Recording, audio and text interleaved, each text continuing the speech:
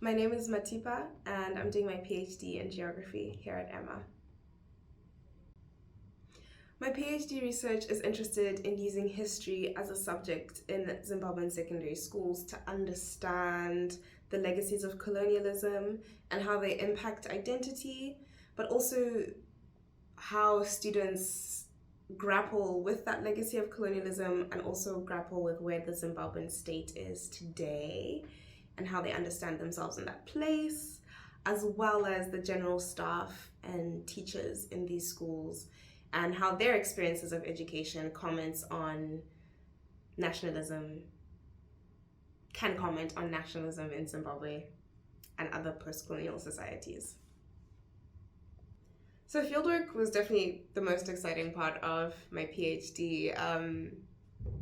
Basically, there was a historical aspect to my fieldwork, so I would go to the National Archives of Zimbabwe and go into the archive and look for information relating to land and histories of dispossession at schools during colonialism, and how that ties into land. And the goal was to tie what the archive was saying about land disposition with how learners are taught about land at schools and how they're taught about our land and our relations to it and who owned that land.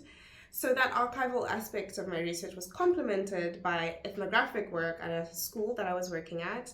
And I would go to the school every day. I learned with the learners, I interviewed teachers, and I interviewed general staff. And I also went into that school's archives.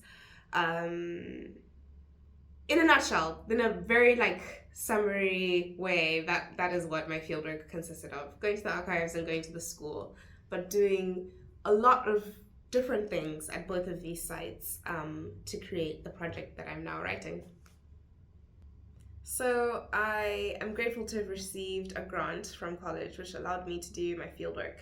And this was at a time, and it's still right now, when fuel prices were going up. But because of how Harare is set up and because of my various field sites, I had to drive to my field sites. But with the war and the rise of fuel prices worldwide, I really needed support from 𝘨𝘮𝘊 to be able to put fuel in the car, logistically speaking, and also for the car to get serviced. So without that support, my car that I was using would not have been serviced. And when you're doing fieldwork for 9 to 12 months, you need a fully functioning car. So that was really, really important, and I'm really grateful for that.